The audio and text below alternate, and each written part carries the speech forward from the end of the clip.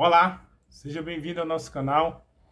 Eu quero dizer que você é mais que vencedor. Hoje eu quero trazer uma história bíblica que com certeza vai falar ao seu coração. Ela se encontra lá em 2 Samuel capítulo 9, verso 1 ao 8, em que logo após Davi subir ao reinado em Israel, ele toma uma atitude totalmente inusitada e diferente.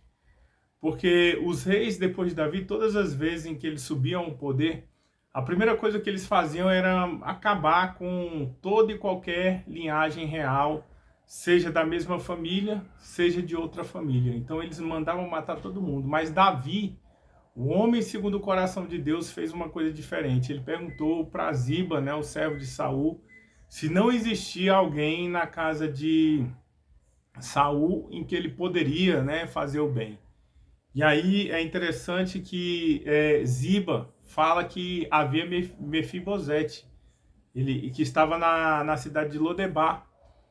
E então Davi manda chamar a Mefibosete e diz o seguinte: olha só, não temas. Ele diz aqui o seguinte, ó, Davi, então no verso 5, então mandou o rei Davi trazê-lo de Lodebar, da casa de Maqui, filho de Amiel. Lembrando que Lor, no hebraico, é não.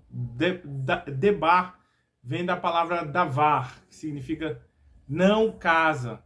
Era um deserto, ele estava num lugar esquecido, né? E o texto nos fala que, vindo Mefibosete, filho de Jonas, filho de Saul, a Davi, inclinou-se, prostrando-se o rosto em terra, e disse-lhe Davi, Mefibosete, ele disse, eis aqui teu servo. Então lhe disse Davi, não temas. Davi falou para Mefibosete não temer, porque ele não iria fazer ali a mesma coisa que os reis faziam, né? Que era matar, que era destruir. Talvez Mefibosete até temesse, por conhecer a Davi, a Saul, né? Um homem totalmente carnal, totalmente alheio aos princípios da palavra de Deus, né? E aí Mefibosete fala, eis aqui teu servo.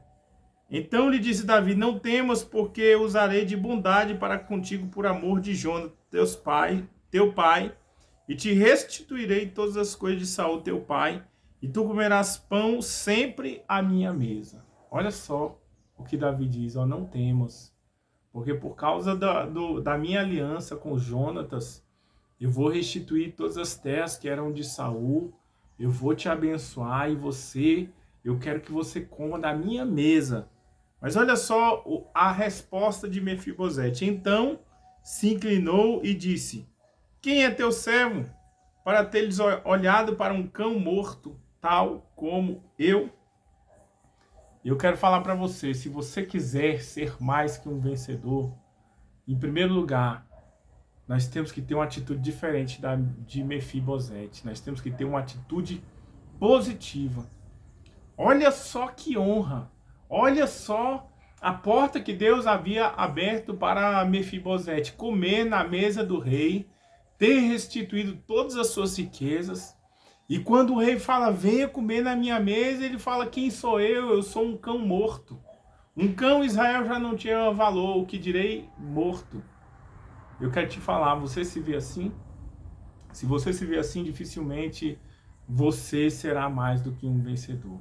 A primeira atitude que um homem ou uma mulher que vence tem é que ele tem que ter uma atitude positiva, uma visão positiva diante das adversidades, diante das circunstâncias. Mefibosete foi chamado para praticamente fazer o conselho ali, estar sentado na mesa do rei, mas por causa da visão de vira-lata, né, que ele tinha, ele fechou uma grande porta na vida dele. Ele se via como um cão morto.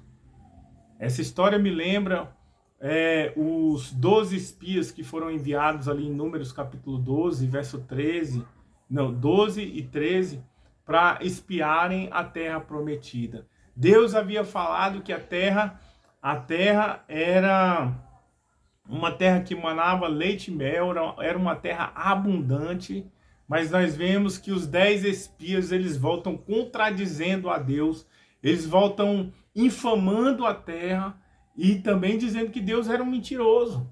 Né? Falou, não, de fato, a terra é terra que emana leite e mel, mas os homens que moram ali são gigantes e nós éramos como gafanhotos aos olhos deles e aos nossos próprios olhos. Nem gigante havia falado para ele ou afrontado, era a visão que eles tinham de que eram gafanhotos, de que eram pequenos, assim como Mefibosete, que se enxergava como um cão morto. Eu quero falar, você se enxerga assim?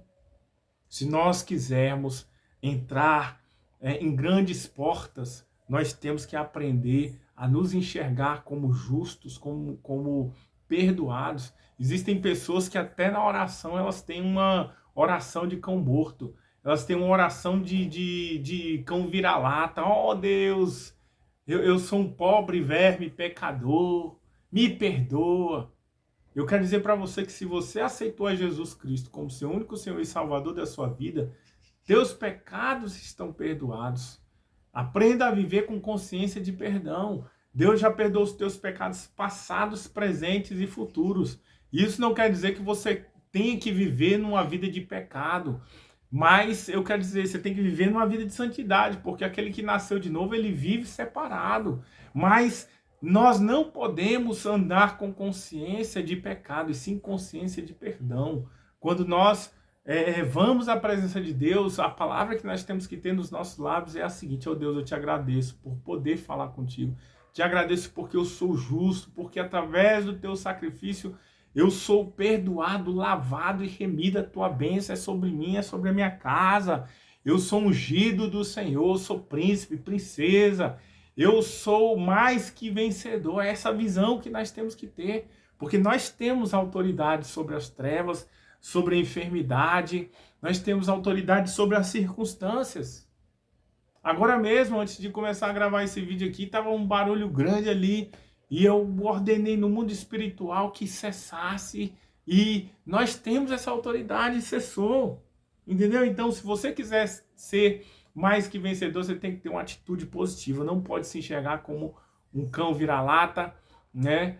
Você não pode se enxergar, não pode ter a síndrome do vira-lata. Eu já ouvi alguns escritores, né, dizerem que o brasileiro tem essa síndrome. E o que é essa síndrome? Ela foi inventada por Nelson Rodrigues em 1950 na Copa do Mundo, em que ele explicava o que é a síndrome do cão vira-lata. É você achar que melhor é o de fora, que você não é nada, que você é ninguém, que você não pode. O brasileiro tem isso. E eu quero dizer que se você é filho de Deus, você não pode viver com síndrome de cão vira-lata, ó céus, ó terra, como a hiena do desenho, né? Reclamando da vida, murmurando de tudo, porque isso só afasta as bênçãos da sua vida. Né? Então seja uma pessoa positiva, tenha motivação. Deus não te chamou para ficar olhando para o tamanho de problemas, para o tamanho de gigantes, entendeu? Mas para olhar para a vitória, para olhar para a solução. E a solução, eu quero dizer, é Jesus Cristo. Talvez você não está reinando sobre as circunstâncias, você não tenha avançado, está afastado. Eu quero te falar, se arrependa. João 14, verso 6 vai dizer que Jesus Cristo é o caminho, a verdade e a vida. Jesus é o cumprimento da lei. Em Cristo estão todas as bênçãos que nós precisamos, porque Gálatas capítulo 3, verso 13 em diante vai dizer que maldito que for pregado no madeiro, né? E Cristo se fez maldição para que as bênçãos de Abraão estivessem sobre nós, ou seja, aquilo que era para mim, a maldição que era para mim, Deus assumiu, e agora o que Deus tem para mim e para você, que somos servos, que somos filhos, é bênção, é a abundância do Senhor, entendeu? Então, tenha uma atitude positiva, porque se você tiver uma atitude negativa, isso afeta a tua família, afeta o teu trabalho, né? A tua igreja, a tua liderança, ela depende de que você tenha uma atitude positiva. Se você tiver uma atitude positiva, mesmo em meio às adversidades, né, uma atitude de enxergar primeiro aquilo que é positivo na sua família, você vai passar ânimo para o seu esposo, para a sua esposa, para os seus filhos, para as pessoas que estão ao seu redor. você vai trazer vida e não morte. Mas para isso você tem que deixar a visão, a atitude de derrotista. Porque Deus tem grandes coisas para você, coisas grandes e ocultas, como vai dizer lá em Jeremias capítulo 33, verso 3. Clama a mim e responder-te-ei, anunciar-te-ei coisas grandes e ocultas que não sabe. Eu quero dizer para você, o que Deus tem para você é coisa grande. Mas às vezes são coisas que estão ocultas e que você ainda não está vendo. Então, escolha crer grande, escolha, né, pedir coisas grandes para Deus, porque Deus quer te dar coisas grandes. Então, se você ficou até aqui, não é inscrito, se inscreva no nosso canal. Né? Se quiser conhecer mais sobre o nosso trabalho, clique no link aqui embaixo e até o nosso próximo vídeo.